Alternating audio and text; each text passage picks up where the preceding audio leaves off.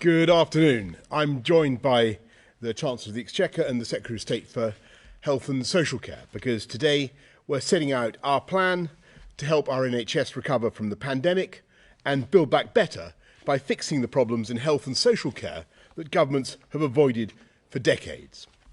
We all know someone whose test, scan or hip replacement was delayed, or who helped protect the NHS amid the immense pressures of COVID by putting off treatment for a new medical condition. And now, as people come forward again, we need to pay for those missed operations and treatments. We need to pay good wages for the 50,000 extra nurses we're recruiting, and we need to go beyond the record funding we've already provided to the NHS. And that means going further than the 48 hospitals and 50 million more GP appointments. So today, following the most successful vaccine programme in the world, we're beginning the biggest catch-up programme in the history of the NHS, increasing hospital capacity by 110% and enabling 9 million more appointments, scans and operations. And I have to level with people, waiting lists will get worse before they get better, but compared with before COVID, by 2024-2025, our plan will allow the NHS to aim to treat 30% more patients who need elective care, like knee replacements or cancer screening.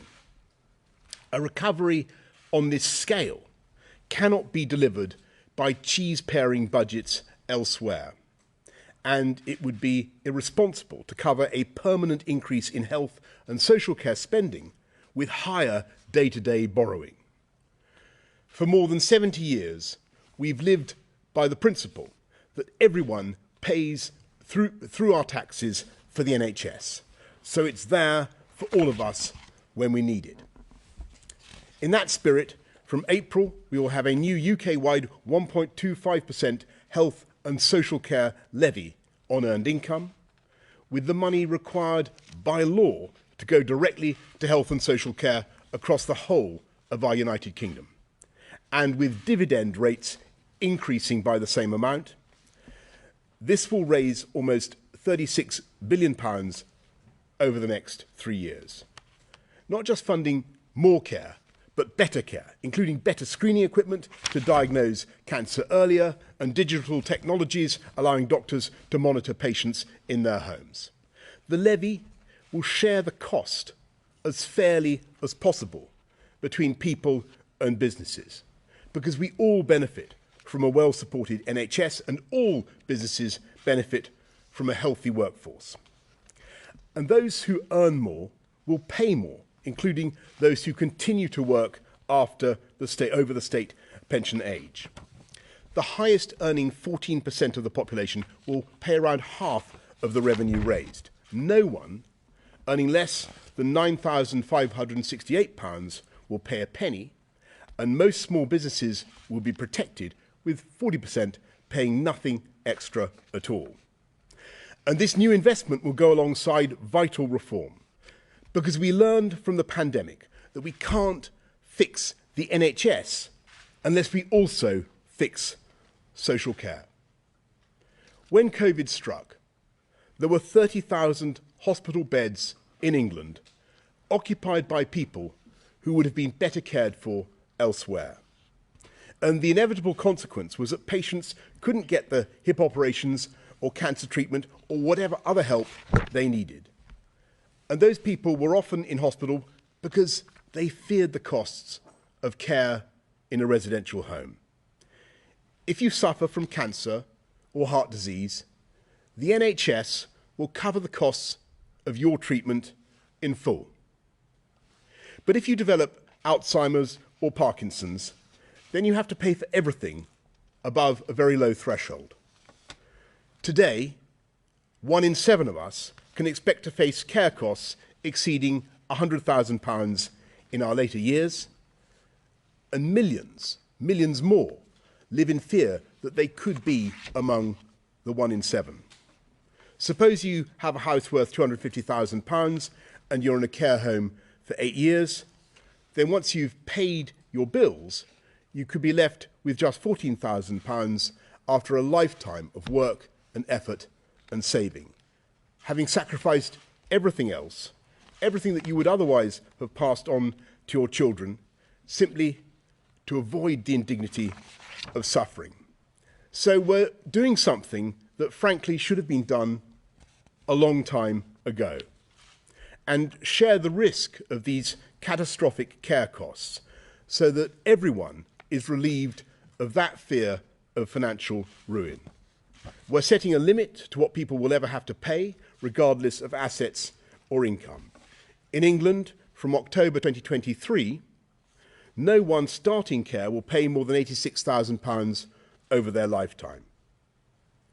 No one with assets of less than £20,000 will have to pay anything at all, and anyone with assets of between £20,000 and £100,000 will be eligible for means-tested support.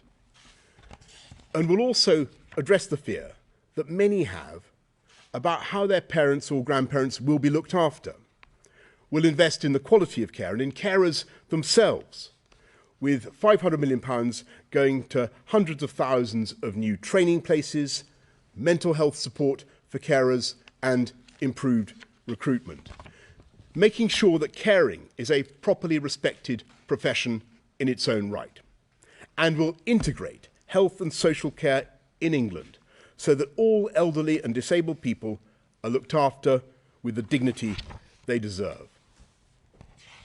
No Conservative government wants to raise taxes, but nor could we in good conscience meet the cost of this plan simply by borrowing the money and imposing the burden on future generations. So I'll be absolutely frank with you, this new levy will break our manifesto commitment.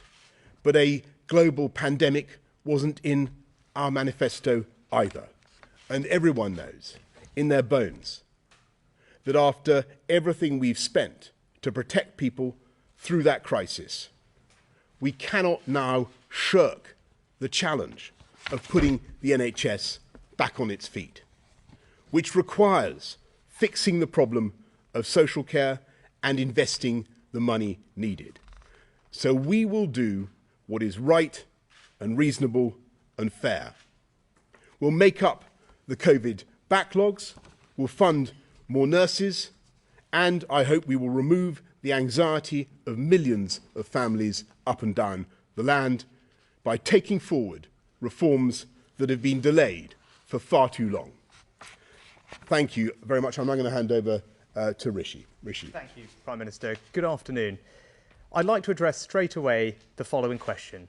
Why do we need to raise taxes? 3 reasons. First, we need to properly fund the NHS as we recover from the pandemic. Senior NHS leaders have made clear that without more funding, we will not properly be able to address this significant backlog in people's cancelled operations, delayed treatments, or missed diagnoses. To get everyone the care they need is going to take time, and it is going to take money. The second reason is that the social care plans announced today have created an expanded safety net. Instead of individuals having to bear the financial risks of catastrophic care costs themselves, we as a country are deciding to share more of that risk collectively. This is a permanent new role for the government. And as such, we need a permanent new way to fund it. The only alternative would be to borrow more indefinitely. But that would be irresponsible at a time when our national debt is already the highest it has been in peacetime. And it would be dishonest. Borrowing more today just means higher taxes tomorrow. The third reason we need to raise taxes is to fund the government's vision for the future of health and social care. Properly funded, we can tackle not just the NHS backlog and expand the social care safety net. We can afford the nurses' pay rise, invest in the newest, most modern equipment, prepare for the next pandemic, and provide one of the largest investments ever to upskill social care workers. In other words, we can build the modern, more efficient health and social care services the British public deserves. To fund this vital spending, we will introduce a new UK-wide health and social care levy. From next April, we will ask businesses, employees and the self-employed to pay an extra 1.25% on earnings. All the money we raise will be legally ring-fenced, which means every pound from the levy will go directly to health and social care. The levy is the best way to raise the funds we need. It is fair. The more you earn, the more you pay. It is honest. It is not a stealth tax or borrowed. The levy will be there in black and white on people's payslips. And it is UK-wide, so people in England, Scotland and Wales and Northern Ireland will all pay the same amount. To make sure everyone pays their fair share, we will also increase dividend tax rates by the same amount. And from 2023, people over the age of 66 will be asked to pay the levy on their earnings too. No government wants to have to raise taxes. But these are extraordinary times and we face extraordinary circumstances.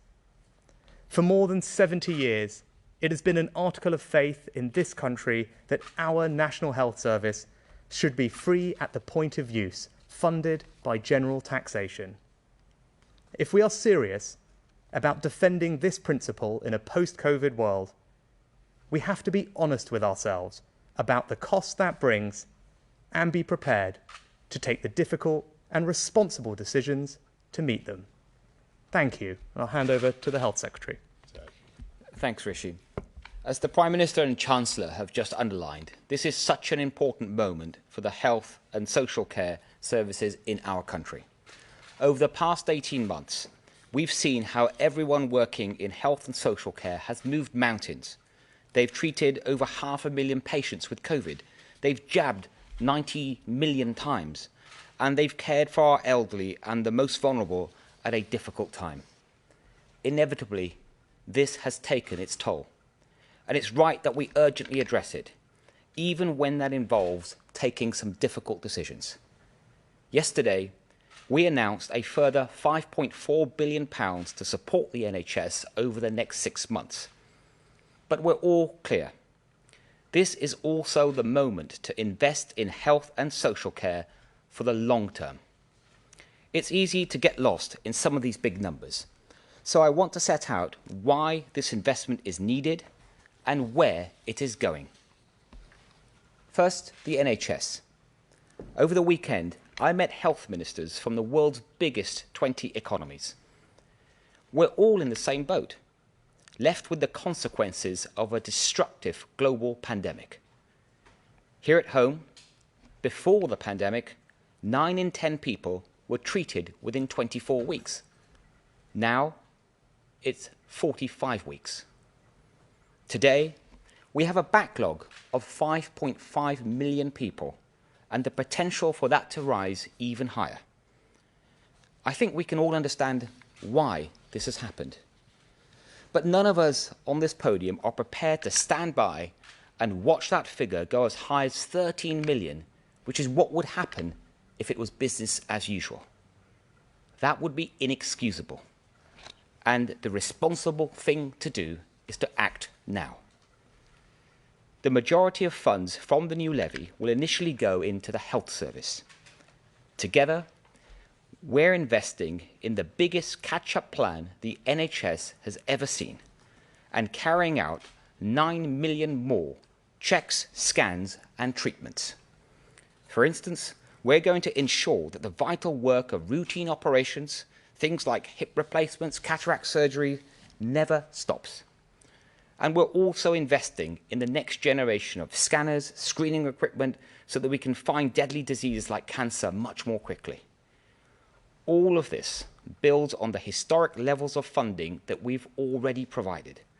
Since the 2018 settlement, we've increased the health budget year on year to record levels. Because we've all taken our responsibilities to the NHS very seriously. And as the Prime Minister just set out, this is also the moment for another historic settlement. the moment to stop the crisis in social care and end the lottery of how we all pay for it. Around 1 in 7 people end up spending over £100,000 on their social care, and often the heaviest burden falls on those that are least able to bear it. That's not right, it's not fair, and we're going to put an end to it. From October 2023, no one will have to pay more than £86,000 in care costs over their lifetime, and that cap will be there for everyone, regardless of any conditions you have, where you live, how old you are, or how much you earn. We're also casting the safety net further. No one with assets less than £20,000 will have to make any contribution from their savings or housing wealth, and that's up from £14,250 today. Anyone with assets between £20,000 and £100,000 will be eligible for some mean-tested support. We know charging reform alone is not going to be enough, so the wider work of reform also begins now.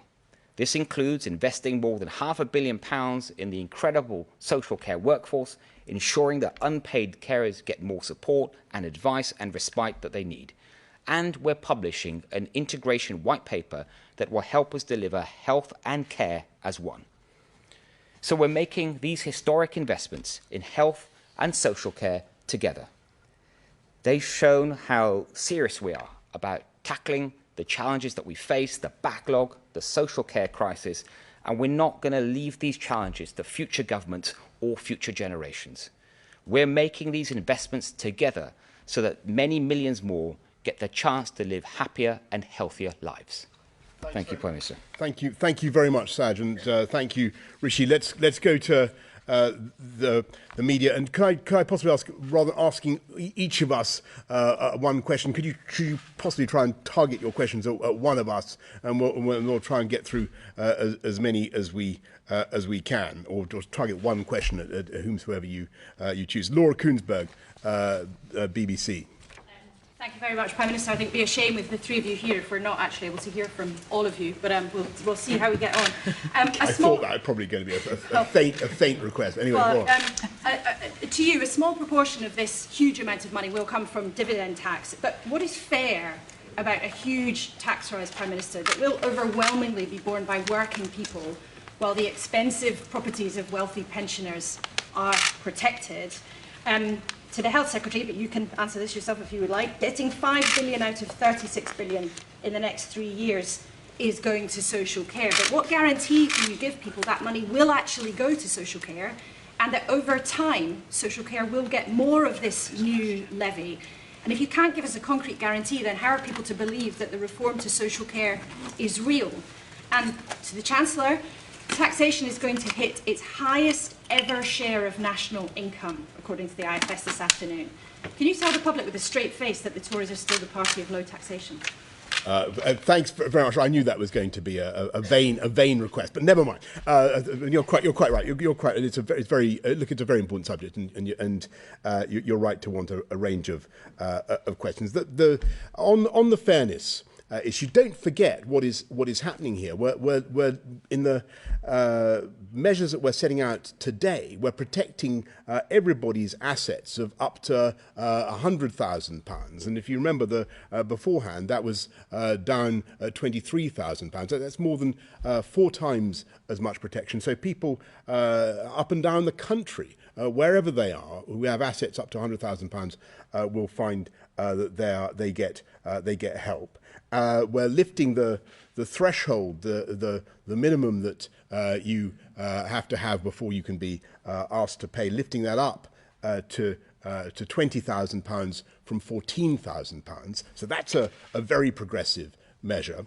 And the Institute for Fiscal Studies have themselves said today that this is a progressive and broad-based measure.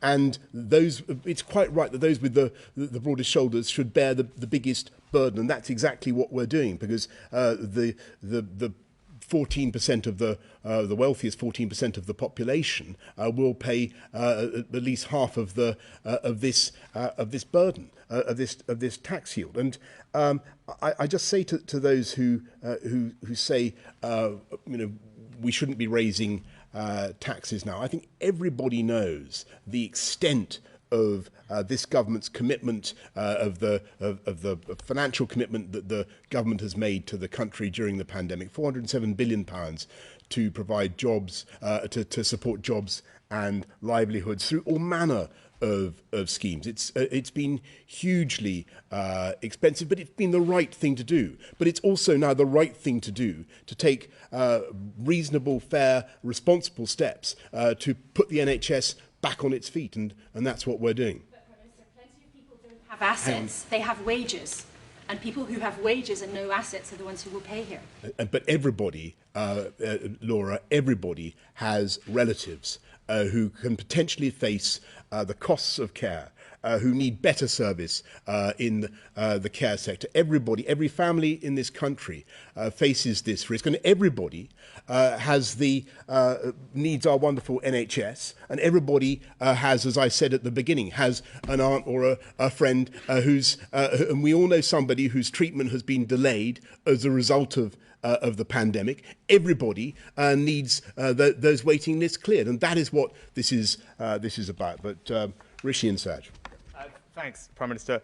Laura, I'd start by saying, echo what I said in my remarks. None of us standing here wants to be in a situation where we have to raise taxes.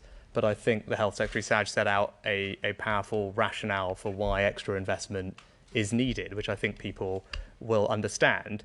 And look, there is no easy or perfect way to raise money. I'm not going to pretend that there is. We've set out why our approach, this new health and social care levy, is the best way to do it. It means we can do it on a UK-wide basis because we are a government that believes in the union and the strength of the union. Doing it this way allows us to make sure that that is a reality.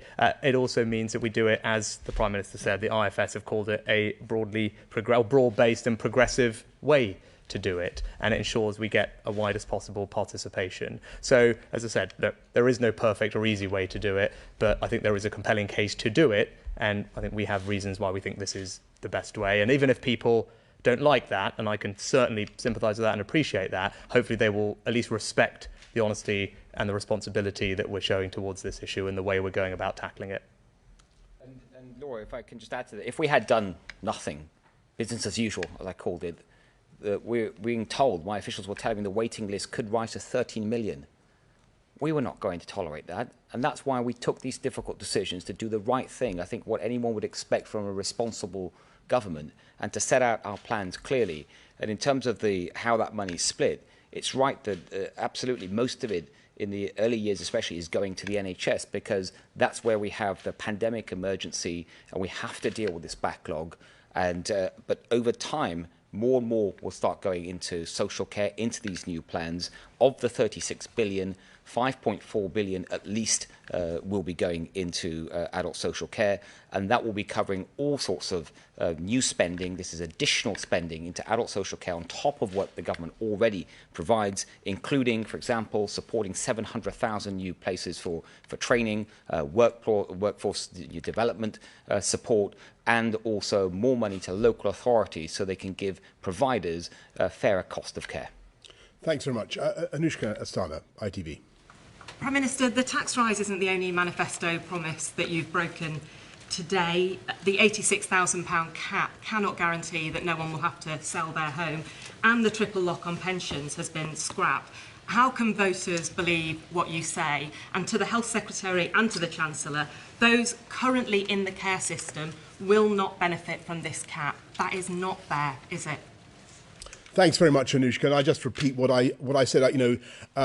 Of course, you're right, but COVID was not in the manifesto either. And what we're dealing with is two things at once. We're using the health and social care levy, which I think is the right thing to do, a legally hypothecated levy, to address the backlogs in the NHS, the waiting lists, so people get the treatment that they need. But we're also, for the first time in decades, doing something that no government has done before, which is fixing one of the underlying problems that causes those delays in the NHS, and that is the crisis in social care and people's anxiety about where their relatives should best be treated. And the phenomenon of delayed discharges is partly caused by that anxiety and by the problems we've got in social care. So that's why the two things fit together, and why you can't fix the NHS without also tackling the long-term problems of social care. And I think that is the right thing to do. And if people look at our manifesto, they will also see that we pledged to fix social care after governments had failed to do it for decades. And we also pledged to be fiscally responsible and not to run up excessive deficits, excessive debts. And I think that people will see that in the current circumstances is also the right thing to do. And Pierre, I can just add to that, if I may, that it is the case that these policies on adult social care, they will kick in from October 2023. And yes, it is. Those that are the other side of that date, it won't apply to them. And that is the case for any new major policy change. Unfortunately, there will be people sometimes that are the other side of a start date. And I completely understand the concerns that have been raised by people affected, or I guess not affected in that way. But it's important that we just get on with this change. It's a big change. It's going to take time to get it right. We need to consult and work with local authorities and many other stakeholders in this sector, and we'll do that and get it right and start it on time in October 2023. Thanks. Beth Rigby, Sky News. Prime Minister, you said in the Commons today that you don't break manifesto commitments lightly. You told that to your MPs. But it's not the first time you've promised things to voters and then you've broken them. And I'm thinking about no checks in the Irish Sea between GB and NI. You promised no cuts to the foreign aid budget. You promised to keep the pension triple lock. You promised no tax rises.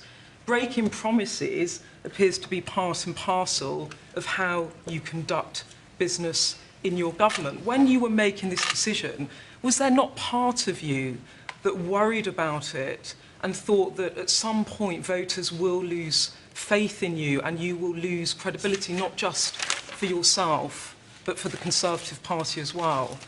And to the Chancellor, you are traditionally a Chancellor who is in favour of low taxation. You're a smaller state Conservative, as is the Health Secretary. Indeed, you're a Thatcherite, I think. You've announced today a £10 billion tax rise for workers on top of a £25 billion tax rise in the budget by freezing income tax allowances and thresholds. Are you comfortable with the Conservative Party losing its reputation as a party of low taxes? And will you commit today to actually not raise any more taxes in this Parliament? So perhaps, Prime Minister, if you like, a read my lips moment. Read your lips, Beth. I'm going to listen. Of course, you're right about what you say. Nobody lightly wants to raise taxes, as Rishi and I and Sajid have all said. But the fact is that nobody in any manifesto that I read saw a pandemic coming in which the country had to spend many billions of pounds, 407 billions, supporting people up and down the country and putting us in a fiscally very difficult situation, or putting a great deal of pressure on our finances. And what we did say in that, and we said two things in that manifesto, that I have to take a judgment, make a choice about what I think is the higher priority. And I think that what the people of this country will want after what we've all been through is honesty and fairness and rationality about the situation, and that means making sure that we don't just leave the burden to mount up for future generations, that we do address the costs of the pandemic on the NHS, which have been colossal. We need to fix those now, but we also need to fix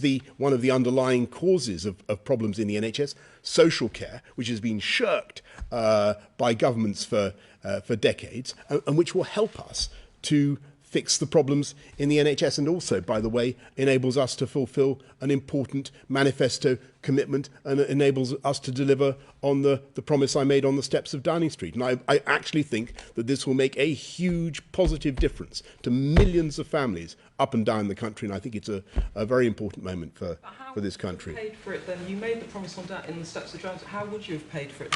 You're using the pandemic as cover, aren't you, to break tax promises? No. I think most reasonable people can see that as a result of the expenditure that has been necessary and the hit that the economy has taken, the fiscal position is very different from anything that could reasonably have been foreseen before the manifesto. So you've got to adjust and do the things that I think are the priority of the British people. And I believe that this is our national priority. I believe our NHS is our national priority, and I don't think you can fix the NHS without fixing social care. Rishi. Just add on that, Beth. You asked how will people view us on these matters, which is totally fair. I think, first of all, people hopefully will recognise that we do face extraordinary circumstances, and you put some big numbers on the tax side. But equally, people also know we borrowed more last year than at any time since World War II. Right? We're borrowing more this year than any year since last year, and our debt is at a peacetime high. So people recognise we're grappling with difficult times. And you said, what will your reputation be? Well, hopefully, people will know that we should have a reputation for being a party and a government that is responsible with the nation's finances. And that is really important to all of us standing here. It's a commitment that we always make to people, and they recognise that sometimes that means you have to do difficult things. And I would say to people, you can trust us to be not just responsible, but take the difficult decisions when they're necessary in the best interests of the country. And that's what today's approach is all about.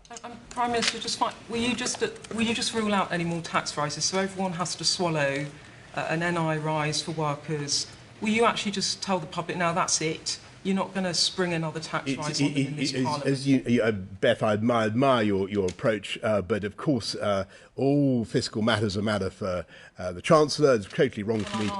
You can ask Rishi too. But what I can certainly tell you is that the stand before there are not many people in the Conservative Party, or indeed in government, or indeed in the Conservative Party, who are more dedicated to cutting taxes, bearing down on taxes where we can, than the three people standing before you today. But I absolutely assure you the truth of that. But we face a reality, which is that the fiscal position has changed radically from the one that we found ourselves in 2019, and we can. I think the economy is growing strongly. We'll come through this very well. I'm very impressed with the number of jobs that are being created, the growth that we're seeing. But we've got to be reasonable, and we've got to be pragmatic, and so we're taking the steps that we are. Thank you, Beth. Ben Riley-Smith of the Daily Telegraph. Yes, thank you. Prime Minister, one quick question just to drill down on that again.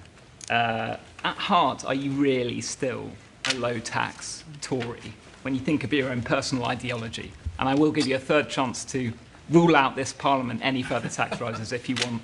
I certainly don't want any more tax rises this Parliament. If you want me to give that emotional commitment, of course that's the case. But there's a formality in these things, which is that fiscal matters are reserved. These are decisions that the Chancellor must make in the course of his budgets, and that's quite proper. And to Tory voters, can you assure them you are still a low-tax Tory, because that's what you ran on in 2019? I cut my share of, when I was Mayor of London, I cut my share of the council tax by 20%, and I want to. I believe in leaving more money where possible, for people to spend on their families and their own priorities. Of course, that's right. But what I just one point I would make to you, Ben, thinking about hard-working families who try to do the best for themselves and their families. This is something. This measure actually, by protecting people against catastrophic costs, it rewards effort and thrift and saving and people thinking about their family. And I think it's actually a profoundly conservative in its instincts. It helps people up and down the country who are working hard for their families. I have one for the Health Secretary. When this reforms come into place, can you promise that no one will have to sell their home to pay for social care? Because that was how this whole reform was always pitched in the previous years. What these reforms ensure is that people will now, for the first time, have complete confidence about the maximum that they'll have to pay towards their care. So that's the cap, the £86,000 cap, and no one will have to go beyond that. And that confidence means that they can plan much better for their future. They can manage their assets better because, as I said earlier, that 1 in 7 people at the moment are having to pay these catastrophic costs of over 100,000, and perhaps because they had dementia or something else where they just had annual costs going on year after year, and it wiped out their total assets. So that can end now because we're providing this confidence. And you're bringing the magic of average to the rescue of the millions in the famous phrase. Mesa Hall at the Express. Thank you, Prime Minister. You're breaking your manifesto promises to pensioners by not raising state pension in line with earnings. Aren't you missing a historic opportunity to improve what is one of the worst pensions in Europe, state pensions in Europe? Haven't pensioners a right to feel betrayed, and aren't you effectively robbing them of £7 a week? No, well, I hope not, Mesa, and I really don't think so. First of all, can I congratulate the Express for the campaigns that you run on behalf of pensioners. I think they're quite right, and we will always stand up for pensioners in this government. We believe passionately in that. What we're trying to deal with is a statistical freak caused by the COVID pandemic, so that one of the data in the triple lock jagged down and up again very sharply, with a weird effect on pensions, and pensioners will still get. They'll still be pensioners will still be protected. They'll still get 2.5%. They'll still be protected against rises in the cost of living. What we're trying to deal with is that that big upward spike in earnings which was a function of the big downward spike caused by COVID. And I think most people can see that. I hope, and I hope that people can see that it's fair. But Rishi, is there anyone to add to that? I don't think anything to add. I think the Prime Minister used the word statistical anomaly, distortion, artificial. Those are not our words. Those are the words of all the independent commentators about this issue. And it's temporary. It's just for this year. And so hopefully pensioners will feel reassured that not only have we protected them in the past, we're protecting them this year with at least a 2.5% increase in pensions, or higher if the cost of living is increasing faster than that. And we will continue with the triple lock thereafter. Great, thanks. Arj Singh from the Eye. Hi, Prime Minister. Another one of your manifesto commitments was that you'd seek a cross-party consensus on social care reform to ensure that it stands the test of time. Why did you fail to do this, and are you concerned that the social care problem may not be fixed once and for all, as you said, as a result? Thanks very much, Arj. And I do want to achieve a cross-party consensus where possible. But one of the interesting things that came out in the statement just now in the House of Commons was, of course, that there was a cross-party agreement by the Committee on Social Care that there should be a levy paid for out of taxation, out of NICs, I think. In fact, they even said, and so there were members across the House who backed that proposal. This is identical or very similar to the one that we're coming forward with today. So I do hope that colleagues across the House will see that what we're doing is the right and the progressive thing to do, that the burden is being borne overwhelmingly by those who are most able to bear it, and I hope that that people will support it in the House of Commons. And I was encouraged by what I was hearing this afternoon from colleagues across the House, actually, and not just from our benches, from other benches as well. Okay, folks, thank you all very much. Thank you. We've had in a long time. It'd be great to ask you about one of the fundamental. Yes. So let me hang on, Pippa. I'll get a Pippa. Okay. Right. I can see. You see, my objective in asking for not independently targetable questions was to try to give you all more of a chance. Okay. We'll get a Pippa and then Tom. Oh my goodness. Right. Well, I think here's what we're going to do. We're going to take 5 more. All right. And I'm going to be draconian, arbitrary.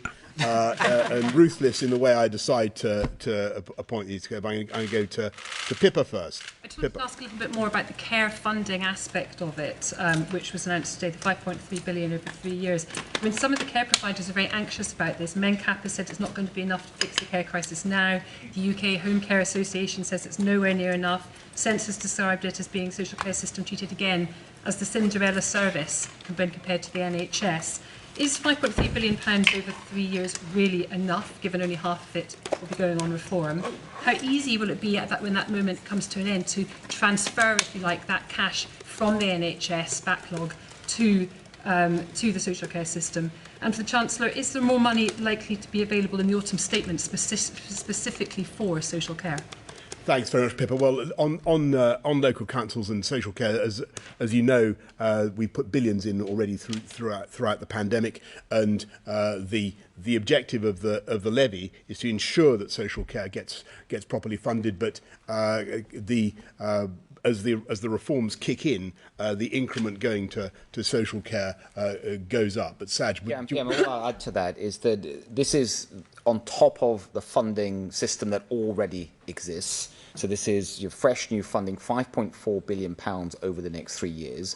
And in terms of exactly how it's going to be applied, so for example, the £500 million for workforce training, we will be consulting with our colleagues in the sector and working with them on what's the best way to use that, listening to their ideas, equally on the fair cost of care, working with local authorities across the country to see how best to use that money. Great, thanks. Tom Newton-Dunn. Prime Minister, one for you or possibly your Chancellor, since you've kindly devolved all tax-raising questions to him as First Lord of the Treasury. You've hypothecated all this money for the NHS and social care. You'll say that's going to be legally ring-fenced. But what happens come 2025? You haven't paid down all the money you need to pay down for the NHS for COVID catch-up. Will you then keep that 12 billion a year, keep on going into the NHS, or will it be then hypothecated from that moment onwards into social care? For in other words, will the NHS get the never-ending £12 billion a year extra? Or how do we know this money actually will go to your social care plan? Because that's what we're setting out today. And as Saj has just explained, the reforms and improvements in social care go upwards in expenditure terms over the coming years. But the priority right now is fixing the electives, fixing the backlog, paying for the nurses that we're recruiting in huge numbers, doing the vaccines, but also recognising that you can't expect in the long term to fix these problems unless you also deal with social care. But any more colleagues want to add to that? Heather. Follow up to that one really, which is what proportion, so it's less than £1 in 6 of this tax increase that will be going to social care in the first 3 years. I wonder what you expect that proportion to be in, say, 5 years' time or 10 years' time. Will it ramp up quite quickly, the proportion that goes to social care? When will it be 50-50? And just, Prime Minister, are you going to reshuffle your top team this week? You could take that. You do the second one. But just on that, the proportions we've set out for the next 3 years, I think most people understand there's a lot of assumptions we've had to make here in terms of the prevalence of COVID, the future direction, is that will have an impact both on NHS and social care.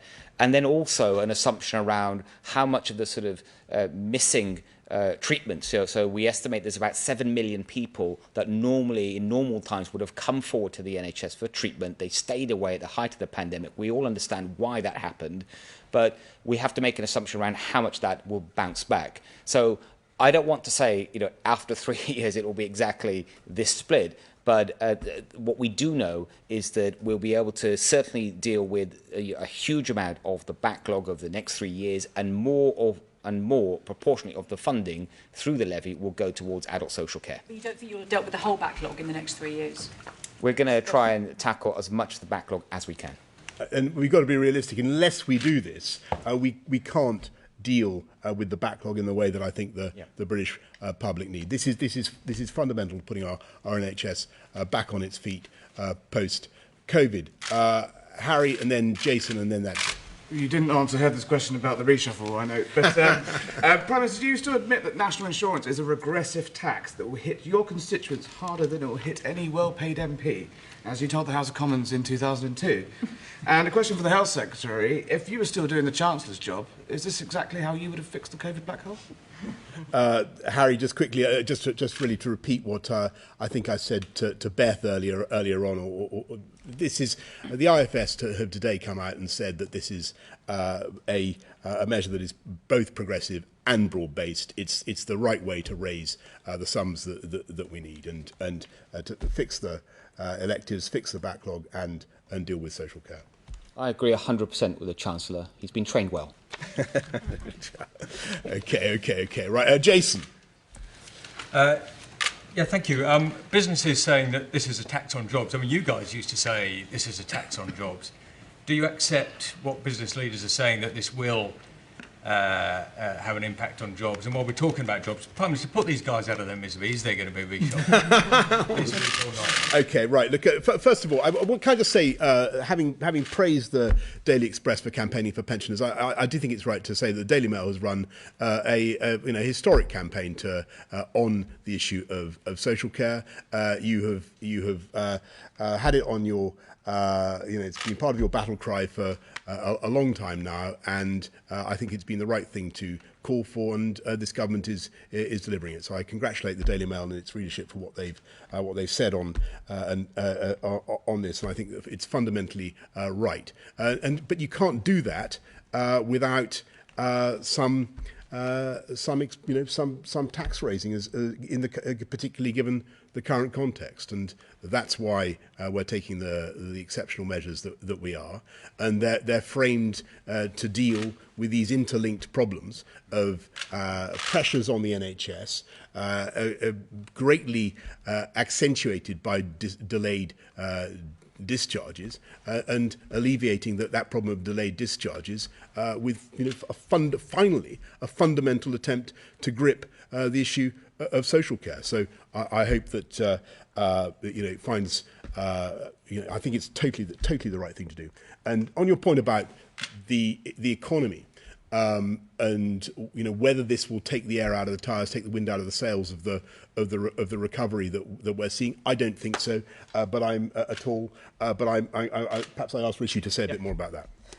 Jason, so because of the way that we've done things in the past, the smallest 40% of businesses, so 650,000 businesses, won't be affected by this at all. And that's because of the employment allowance, which we increased in the first budget that I did. The next 40% of businesses, so another 650,000 or so, will face an average increase of about £450, which, for context, is about 0.1% of their revenue and less than 1% of their wage bill. And 70% of the contribution from businesses will come from the largest 1% of businesses. So that's the impact on businesses, which again is similar to the personal side, is, I'd say, progressive. I think you asked about the impact on jobs and supporting jobs. The labour market is performing incredibly strongly. Over a year ago, we put in place the plan for jobs. We announced that. We knew that jobs would be incredibly important. And back then, people were expecting unemployment to peak at 12 or 14%, millions of people unemployed. People now think that unemployment may have already peaked at less than 5%.